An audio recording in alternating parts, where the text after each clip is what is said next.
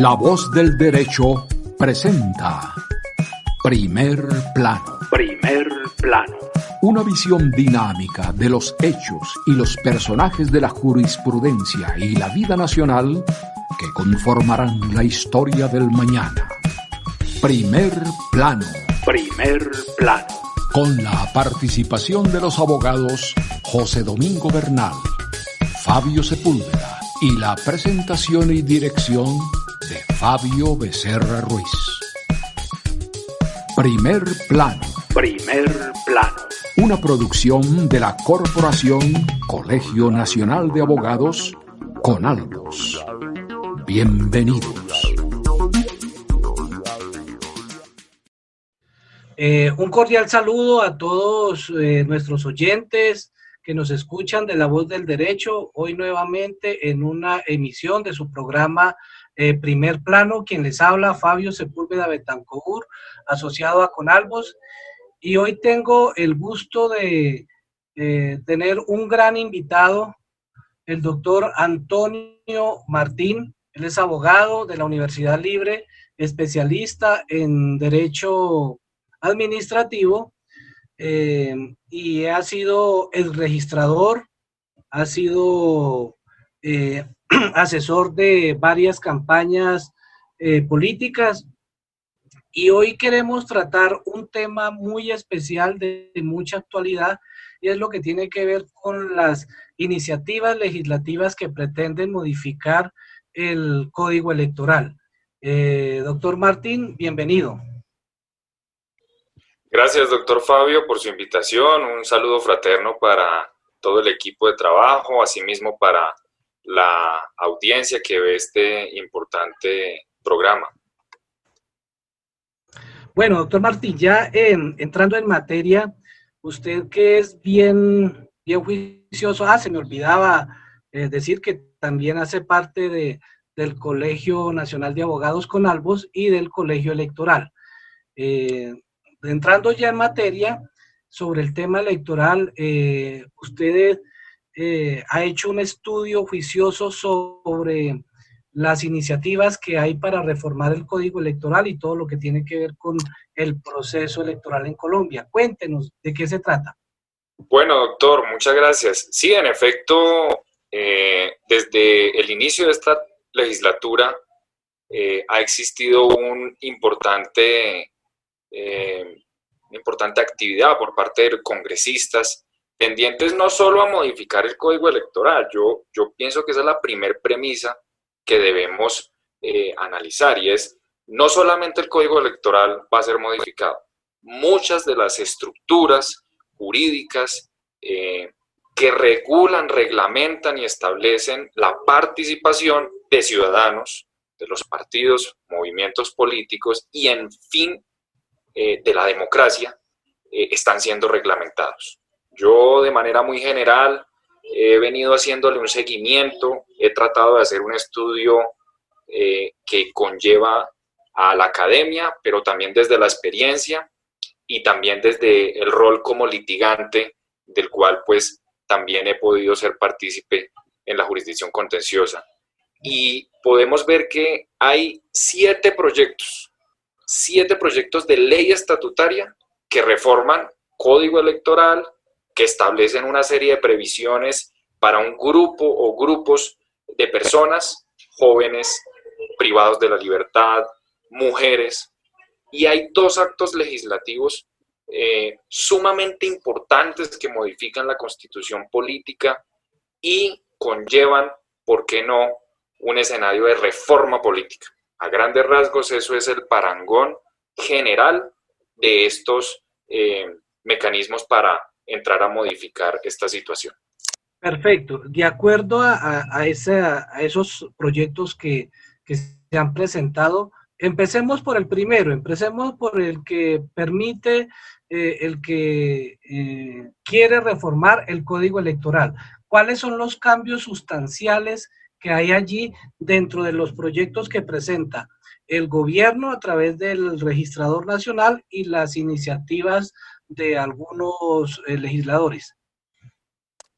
Claro que sí, doctor. Lo primero que hay que decir es que los 8 proyectos de ley estatutaria y que en su mayoría modifican el Código Electoral del año 86, tienden a ser, como ya lo ha dicho el Registrador Nacional, de un corte eminentemente técnico, es decir, modificar todas aquellas situaciones pre, post y electoral que reglamentan hoy día un certamen. Ese carácter técnico trata el proyecto de ley del Registrador Nacional y del Gobierno Nacional de minar, de llegar a todas las etapas del proceso electoral, y hay que decir algo, no solamente se encarga de la reglamentación de un voto digital, electrónico, remoto, mixto, anticipado. Esa es una parte importante del código de reforma electoral, pero no es el único. Y hay elementos sumamente sustanciales que deben ser analizados.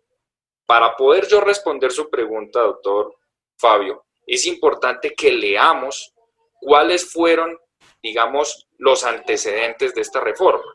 Indudablemente, miles de errores, de fraudes determinados por la jurisdicción, determinados por los jueces penales, en el que usted y yo y los demás que nos ven, al ejercer el voto, al ver los escrutinios y al ver los resultados finales, quedaba una sensación de inconformidad. Veíamos una cantidad de situaciones que rodeaban la emisión del voto, el conteo del voto, la pérdida de votos, etcétera, etcétera. Este código, a grandes rasgos, sin entrar tanto en detalle, trata de modificar y de garantizar la confianza en el elector, la confianza en las autoridades. No nos podemos quedar, vuelvo y reitero, en el proyecto de ley radicado por el señor registrador y el Gobierno Nacional. Toda vez que existe, por ejemplo, hago énfasis en un proyecto de ley que fue radicado por el partido Mira. Ustedes recordarán que el partido Mira ha sido un sujeto pasivo de una cantidad de errores y de una sistematicidad que los ha afectado a ellos. Recordemos la elección de Congreso de la República en el 2014 al 2018. Sí, una sentencia que muy completa, en la cual dejó al descubierto las vulnerabilidades de la registraduría en el software, ¿sí? Pero yo creo que nos estamos yendo muy allá. Yo quiero que empecemos primero por la primera etapa, que nosotros queremos ver la etapa preelectoral, la etapa electoral, y luego miramos la etapa de escrutinio. ¿Le parece?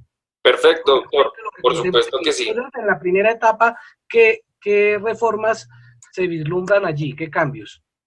Bueno, importantísimo que todo el proceso preelectoral va a ser sistematizado. Es decir, la persona, como usted y yo, entramos al puesto de votación, hoy ya existe una biometría en la entrada para identificarlo usted, que usted sea el que porte esa cédula y que vote en ese respectivo sitio, sino que en cada mesa, es decir, cuando usted ya ingresa, ahí ya va a haber una primera autenticación biométrica y de alguna otra forma, si usted no sale cotejado, y hay que tener mucho cuidado con eso, si usted no sale su huella cotejada allí, no puede ejercer el derecho al voto. Y eso es sumamente grave y complejo, pero habría que dar el debate como lo estamos haciendo en las distintas audiencias públicas. Pero bueno, una vez que usted está autenticado, inmediatamente pasa su información a una serie de canales informativos para que el registro de votantes, el E11, pueda ser diligenciado y no tener tantos tachones o enmendaduras. Es decir, sistematizamos esa etapa preelectoral e inmediatamente el jurado de votación, lo que generalmente es el presidente entrega el tarjetón electoral si se va a utilizar por parte del ciudadano una papeleta física o como lo proyecta este nuevo código, que ese voto sea de alguna otra forma electrónico y que la persona pueda en una máquina hacer una referencia del candidato o la lista, si se trata de corporaciones públicas, y pueda identificar y marcar la opción correcta. Esto tiene, digamos, bastantes ambiciones, ¿sí? Desde lo técnico y desde lo jurídico, y de alguna otra forma va a generar varios efectos. El primero, se va a minimizar la cantidad de votos nulos. Eso es indudable. Usted y yo, doctor Fabio, hemos sufrido cuando de escrutinios ante jurados se trata, porque la persona marcó, por ejemplo, cuando es al Congreso, Senado, Cámara o Consejo o Asamblea, marcó una casilla, pero desgraciadamente le pegó a otra casilla. Entonces, siempre sale la duda en el jurado. ¿Cuál fue la intención del votante? Con este voto, el electrónico, usted ya no va a tener ese problema porque ya va a marcar o digitar la opción sin temor a que sea nulo. El sistema electrónico le va a generar una certificación de que usted votó. Y se entiende por la explicación que han dado los conocedores de temas técnicos y tecnológicos que ese voto, por si se llega a dañar, a caer la luz, a ir el internet o que en el escrutinio pasa algo, ese voto ya queda registrado en una base de datos interna de la registraduría. O sea que, aquí, perdone, le interrumpo, aquí estaríamos hablando de un sistema mixto, ¿no? El físico y el electrónico. El electrónico pues va a conllevar su grado de dificultad, primero por la logística que implica, ¿sí? El mismo manejo de las partes de los sistemas electrónicos que en muchos municipios alejados, en puestos de votación, de veredas lejanas, no existe ni siquiera internet. Entonces, existiría por ese lado esa limitante. Y lo otro es que también lo electrónico es muy factible de ser alterado. ¿Eso lo han previsto en este código? Mire, yo he escuchado las audiencias públicas, he escuchado a la Fundación Carisma, he escuchado a otras fundaciones y organizaciones civiles que han dicho que no, que lo que usted dijo es muy importante. No todos los 1.103 municipios de Colombia tienen una cobertura real de acceso. Y eso lo hemos visto en el Ministerio de las Tecnologías cuando de acciones populares se trata. Vemos que no llega con calidad y con suficiencia el internet o algún tipo de telecomunicaciones. Lo están haciendo, pero eso es progresivo. Y esa palabra progresivo es muy importante en este código, toda vez que no puede ser implementada de una vez la forma de un tipo de votación como lo puede ser la electrónica o digital. Eso es sumamente complejo y es sumamente difícil, pero voy más allá. Los procedimientos que han dicho la registraduría van a tener una protección de blockchain. Sin embargo, y hacen la analogía, el sistema bancario o el sistema financiero lo utiliza actualmente y eso no evita que hayan hackeos a cuentas o que haya otro tipo de situación, lo cual lleva a pensar que ningún sistema de votación es perfecto. ¿Es perfectible? Por supuesto. Y eso tendremos que mirarlo a lo largo del tiempo, pero es indudable que la progresividad que empiece por las ciudades que tengan una conectividad al 100% y progresivamente, sin desplazar lo físico, se vaya realizando. Perfecto. Yo creo que viendo los casos que se presentan en el caso electoral de Estados Unidos, que también es electrónico y que sin embargo ha presentado algunas fallas, pues uno dice, en un país como nosotros que tenemos tanto atraso en las tecnologías, pues se puede ser mucho más vulnerable. Sigo creyendo que indudablemente hay que acceder a las tecnologías, pero hay veces lo que está escrito en el caso del tarjetón y todo, pues ahí quedan. Y es una forma que garantiza, que ha garantizado las elecciones en los reconteos, en los resultados finales, ¿sí?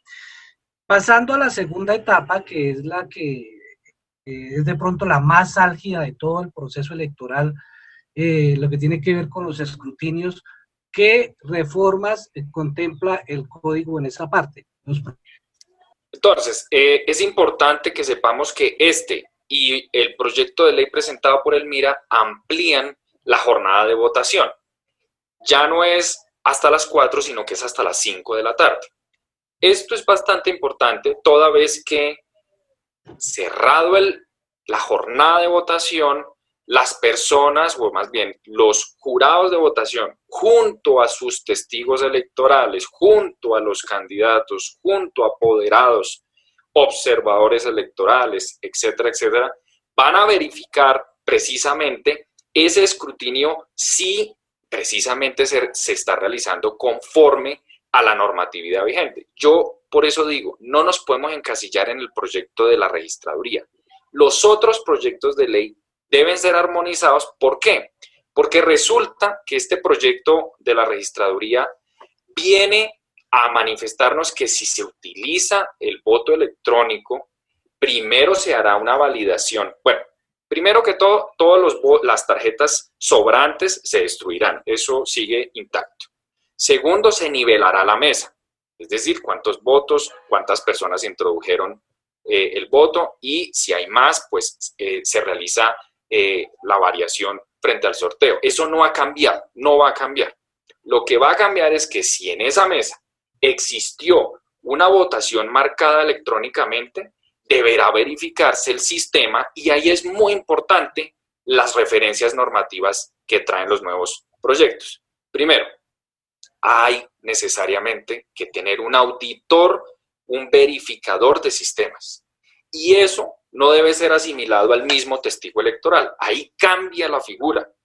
Debe verificarse muy bien quiénes están acreditados, cómo van a realizar el descargue de los logs, se llama eso, y verificar cuántas personas lo hicieron, cuántos no. Esto no sé en qué medida, doctor Fabio, vaya a demorar el escrutinio. ¿Ya? Es muy importante eso. Otro proyecto de ley plantea lo siguiente, que cerrado el escrutinio, se demorará lo que se demore hasta tanto yo como testigo, candidato o apoderado no verifique cuál fue la intención de cada votante, y eso va a retrasar el jurado. Perseguirá indudablemente la veracidad, la claridad y elecciones transparentes, pero no vamos a tener un escrutinio eficiente y eficaz hasta que no me muestren, porque eso es lo que pasa. El jurado de votación nivela, establece cuántos votos van para cada lista, cuántos votos va para cada candidato, y empiezan a contar. Ni siquiera en muchos casos verifican, por ejemplo, cuál fue la intención del votante cuando toca a otra persona. Y eso es muy importante. El proyecto plantea que pueden hacerse reclamaciones por eso. Hoy en la normatividad como reclamación no existe. Entonces, fíjese usted, doctor, que no solamente este código, este nuevo código, plantea una modificación al escrutinio, sino que también plantea nuevas formas de reclamación. Y ahí me traigo otro proyecto de ley que no está contemplado en este. Es el código la nueva ley que reforma el Código Contencioso Administrativo, el CEPACA, el Código de Procedimiento Administrativo de lo Contencioso Administrativo. Y hay otro proyecto de ley que reglamenta por fin el requisito de procedibilidad para yo poder demandar en nulidad electoral. Entonces, todo el escrutinio va atado a verificación de sistemas, verificación de logs, anulabilidad de voto cuando no es clara la intención. Hasta que no se resuelvan todas las reclamaciones, no procede usted al escrutinio en la comisión escrutadora zonal, distrital, municipal. Eso cambia sustancialmente el panorama, lo vuelve más garantista, pero va a retrasar la emisión de unas elecciones como las veníamos teniendo. Resultado. Sí, sin lugar a dudas, los que hemos estado presentes de alguna forma en los escrutinios, vemos que es la parte más vulnerable, y de hecho, todas las demandas de acción electoral que se han ejercido tienen que ver es con el escrutinio, con el resultado. La dificultad grande que tiene el Estado, el gobierno, o la registraduría, es que no se tiene un software propio para escrutinios. ¿Qué se tiene contemplado dentro del proyecto o qué ha dicho la registraduría frente a esto? Claro, doctor. precisamente, y usted que es conocedor de esa sentencia hito del Consejo de Estado respecto a la anulación de muchas actas de Congreso 2014-2018 en el que resultó afectado el MIRA, ahí en esa sentencia se dejó el comentario y la jurisprudencia intacta. Debe adquirirse un software que sea de propiedad de la registraduría. Ese es el primer referente jurisprudencial que tenemos y que precisamente justifica el porqué de estos proyectos de ley, no solo este. Ahora bien, desde varias organizaciones civiles se ha dicho lo siguiente. Claro, usted puede ser el creador y dueño de ese software, pero tenga muy en cuenta y muy claro que ahí hay unos datos sensibles. A mí me parece muy complejo algunos artículos del proyecto de ley del señor registrador como del MIRA. ¿Por qué se lo digo? Hasta tanto, y dice así la disposición, hasta tanto no sean publicadas, por ejemplo, la lista de sufragantes en una página web, doctor Fabio y televidentes, la lista de sufragantes en el E11 está su nombre, su cédula y si votó o no ese día. Hay proyectos que plantean que eso debe ser publicado en una página web. Pues eso afecta la intimidad, eso afecta, ¿por qué no?, la ley de habeas data, la 1581. Y al ser un software que almacena una cantidad de datos sensibles, que incluso el proyecto del señor registrador dice, serán entendidos como de defensa y seguridad nacional. Pues eso es sumamente complejo porque si se tratan así, no van a tener ciertas restricciones ni ciertas protecciones. Y eso es una cortapisa muy grande para el ejercicio de derechos digitales, toda vez que usted podrá ser, ¿por qué no?, en algún momento sesgado si votó o no votó. Eso es muy complejo. Pero el software básicamente va a tener una auditoría antes, durante y después. Cuando usted y yo vamos a un escrutinio en Corferias, hagamos el ejemplo, que allá encontramos las comisiones escrutadoras locales. Allá lo primero que usted tiene que llevar es un CD para que le descarguen, cuando se cierra la jornada de escrutinio, le descarguen eso. Aquí lo que se va a plantear no solamente es que le descarguen cómo quedó esa votación de esa noche, sino todo lo que estableció la jornada electoral. Y eso nuevamente va a requerir una situación de pericia técnica que incluso el proyecto de ley, otro que plantea el senador Gustavo Petro, plantea un nuevo actor dentro del proceso electoral, se llama el perito. Y el perito va a ser un funcionario de una lista de auxiliares de justicia que tiene el Consejo Nacional Electoral. Entonces ahí vuelve y se modifica lo que usted y yo conocemos hoy como escrutinio físico. Bueno, doctor Antonio, de verdad que este es un tema muy interesante, mucho por decir, por contar, y pues nuestro tiempo es un poco limitado. Indudablemente, más adelante tendremos la oportunidad de hacer otros programas ya para ir profundizando en cada una de las etapas. Para concluir, quiero que me cuente un poquito sobre los dos actos legislativos que se han presentado, cuál es el contenido, qué es lo que se pretende con eso. Claro, doctor, muy rápidamente, son dos actos legislativos, el 02 y el 07 del 2020. Este ya no es de contenido netamente técnico electoral, sino tiene una reforma política, y en el otro lo que va a permitir es la apertura democrática para la construcción de una paz estable y duradera. Mire, muy sencillo. Tienen varios artículos supremamente complejos que ameritarían otra conferencia con usted, pero básicamente el proyecto plantea lo siguiente. Uno, crear una jurisdicción electoral. Se plantea crear un Instituto Nacional Electoral, se plantean nuevas causales de nulidad, nuevas formas de reclamación. Por otro lado, digamos, modifica todo el tema de financiación de campañas políticas. Esto es sumamente importante, porque va a ser preponderantemente financiadas por el Estado. Sin embargo, yo creo que ese no es el problema. El problema es que usted como candidato puede ser financiado en 50, 60 millones, 80 millones para una alcaldía de sexta categoría, 100 millones. Pero su competidor directo va también a ser financiado. Y eso no va a evitar que lleguen dineros ilícitos o dineros que sobrepasen los topes. Yo pienso que debe crearse una cantidad de controles suficientes para que precisamente no lleguemos a eso de hacer una cantidad de erogaciones presupuestales con cargo al erario y por el otro lado sigue financiándose ilegalmente. Un tema importante es que usted conoció la sentencia de la Corte Interamericana de Derechos Humanos en el caso Petro versus Colombia. Yo pienso que esto es bastante importante en uno de los actos legislativos porque en primera instancia al crear un Tribunal Nacional Electoral, se está modificando la Constitución y se está asimilando la orden que dio la Corte Interamericana de hacer un proceso de modificación de sus normas para que ningún funcionario elegido popularmente pueda ser destituido e inhabilitado, como lo planteó ese caso. Me parece importantísimo el aporte de que hayan listas cremallera y que el 50% de las mujeres hagan parte de esas listas.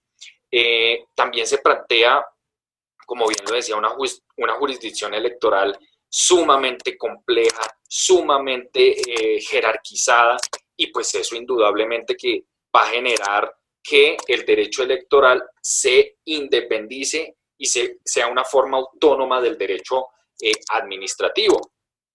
Por decir y por terminar, se crea el tema de la alternancia frente a que cada 4 años va a ser realizadas votaciones con lista cerrada y en otro con voto preferente, pero con cremallera y con prioridad del 50% de las mujeres. Mucho por hablar, doctor Fabio, en tan pocos minutos, pero ahí se dejan unas ideas bastante importantes para debatir.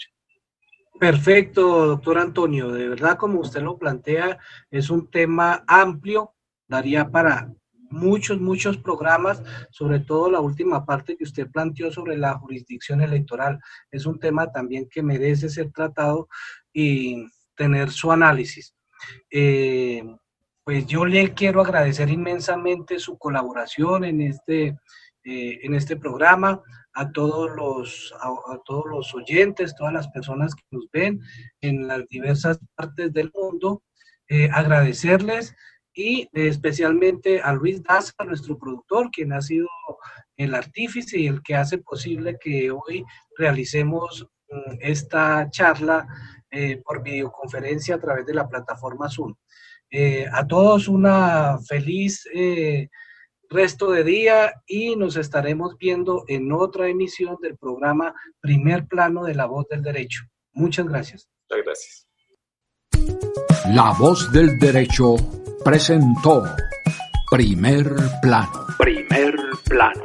Una visión dinámica de los hechos y los personajes de la jurisprudencia y la vida nacional que conformarán la historia del mañana.